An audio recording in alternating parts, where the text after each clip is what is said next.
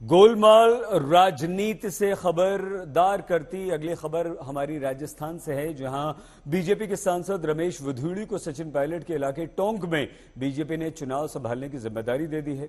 अब दानिश अली समेत विपक्षी सांसद ये प्रश्न उठा रहे हैं।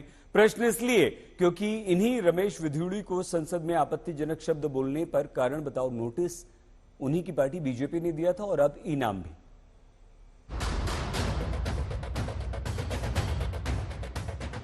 अगर रमेश विधूड़ी जी का ये भाषण हेट स्पीच नहीं है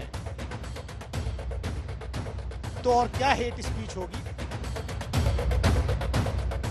ये तो मतलब पार्टी पर कलंक है। ये निंदनीय है। हम लोग इस तरह के बयान का घोर भर्त्सना हमारी पार्टी को। विधूड़ी जैसे लोग चाहते हैं कि हिंदुस्तान का माहौल खराब हो। एवरीबॉडी इज सेइंग चलता है, right? So this is beyond shameful. जिस नेता के बयान पर बीजेपी की जबरदस्त किरकिरी हो गई, जिस नेता के बयान पर बीजेपी को कारण बताओ नोटिस जारी करना पड़ा, जिस नेता के बयान की आलोचना रक्षा मंत्री को सदन के भीतर करनी पड़ गई। बैठे हमारी सम्मानित सदस्यों ने कहा कुछ ऐसी बात उन्होंने कही है जिससे इनकी फीलिंग हर्ट हुई है, तो मैं आपसे विनम्र अनुरोध करूंगा कि रिकॉर्ड में दिखवा लें। ऐसी कोई बात यदि उन्होंने कही है तो रिकॉर्ड से उसे डिलीट कर दिया जाना चाहिए। यदि कुछ ऐसा उन्होंने कहा है जिससे कि इनकी फीलिंग हर्ट हुई है तो उसके लिए मैं खेद व्यक्त करता हूं। अपनी ही पार्टी की भद्द पिटवाने वाले, स्पीकर से फटकार खाने वाले,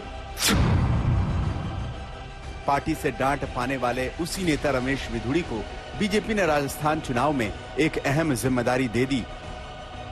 तो सवाल उठा कि क्या विधूड़ी पर बीजेपी की नाराजगी दिखावा भर थी? क्या बीजेपी अब रमेश विधूड़ी के साथ खड़ी है? क्या बीजेपी को राजनीतिक आलोचना की कोई फिक्र नहीं? इन्हें आजीवन चुनाव लड़ने से पाबंदी लगानी चाहिए, ताउम्र उन पर बैन लगना चाहिए। ये हेट स्पीच है। हेट स्पीच में कई लोगों की सदस्यता गई है, ऐसा कानून है। और सोचिए लोकसभा में आप खासकर मुस्लिम भाइयों को अपमानित करने के लिए और किस तरीके का भाषा का इस्तेमाल कर रहे हैं, ये भारत की पहचान नहीं है। जो भाव भंगिमा विधूड़ी जी की थी वो गाली गलौज की थी, असंसदीय शब्दों की नहीं थी, हेट स्पीच थी, घृणा छलक रही थी उसमें। तत्काल उसे बर्खास्त करना चाहिए था, पार्टी से निकालना चाहिए था। वार बीजेपी के पास बताने के लिए कोई काम ही नहीं है, इसलिए बीजेपी ने लोकसभा में सोची समझी रणनीति के तहत इस तरह की भाषा का अपने एमपी को बाकायदा गाइड किया गया।